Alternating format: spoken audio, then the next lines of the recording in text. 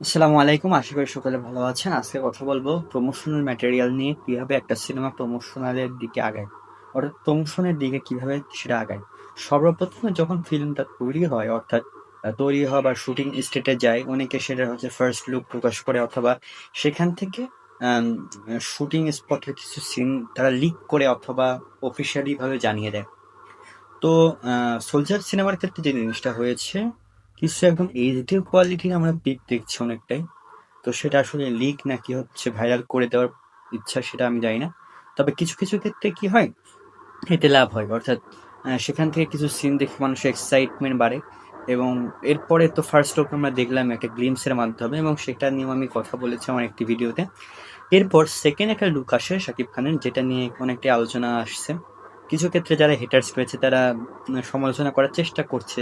যদিও সেটা এখন যৌক্তিকতা নেই। সেকেন্ড লুকটা দারুণ লাগছে। একটা সোলজারের লুক আমরা বলতে পারি। ক্লিন শেভ এবং একটা দাড়ি। সরি মুছ।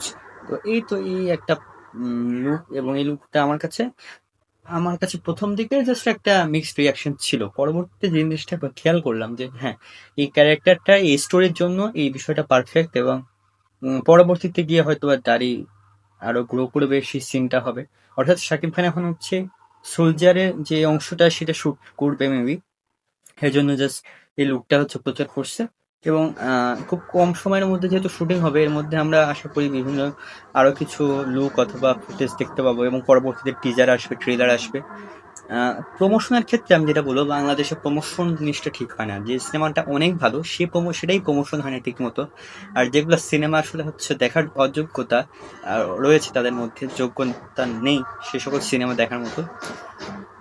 আমাদের যে বিষয়টা হয় কি এই সকল সিনেমায় তাদের পরিচালক বা প্রযোজকরা কি করে নেগেটিভ মার্কেটিং করে আমরা যেটা এর আগের বিভিন্ন সিনেমায় দেখেছি। তো সেইভাবে তারা সেটার কোনো মতে হোক তাদের টাকা পয়সা তুলে নেওয়ার ট্রাই করে।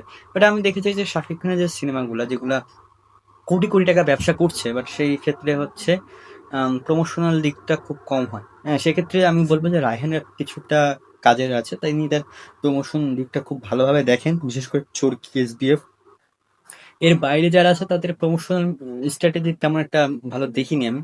বড়বাদে যেরকম জাস্ট টিজার দিয়ে রেখে দিয়েছিল আমি তো মনে করি টিজারের পর যে ট্রেলারও আসতো এবং এটা পরবর্তীতে ট্রেলার লঞ্চ ইভেন্টও হতো।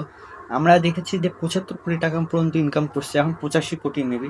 সেটা ১০০ কোটি কিন্তু হওয়ার স্বাভাবিকই ছিল যদি না আমরা জানি যে হচ্ছে ইয়া হয়ে যায় ১৫ বা ১৬ দিনের মাথায় দেবী ২ সপ্তাহের মধ্যে হচ্ছে আহ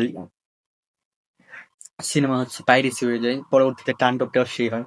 এখন দেখা যাচ্ছে সোলজার সিনেমা যেন পাইরেসি না হয়ে যায় আবার। এটা কিন্তু খারাপ একটা দিক। পাইরেসিটা রুখতে হবে যে করে হোক ফিল্ম ইন্ডাস্ট্রিতে।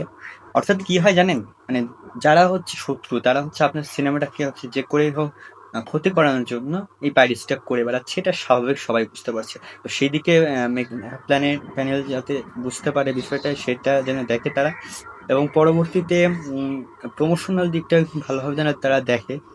বিকজ এখন দেখেন একটা হচ্ছে এসকে ফিল্মস থেকে তারা দিচ্ছে। জানি না প্রোডাকশন হাউস থেকে কেন এখনো কোনো মানে যে সকল এলিমেন্ট আসার কথা আমি মনে করি সেগুলো প্রোডাকশন হাউস থেকে দেওয়া উত্তম।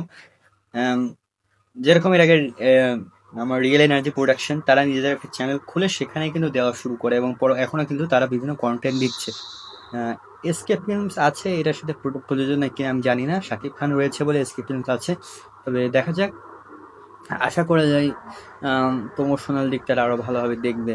আমি আসলে যে জিনিসটা বোঝাতে যাচ্ছি যেটা হচ্ছে প্রমোশন না করে যেখানে হচ্ছে অনেকটাই বাংলাদেশের একটা সিনেমা এত দূর এগিয়ে যায় এত টাকা ইনকাম করে সেখানে যদি প্রমোশনাল দিকটা আরো ভালোভাবে তারা দেখতো আহ অনেক বড় রেকর্ড পড়তো বাংলাদেশের এই সকল সিনেমা। সেটা তাণ্ডব হোক কিংবা হচ্ছে তুফান। তো এই ছিল আজকের ভিডিও। ধন্যবাদ সকল।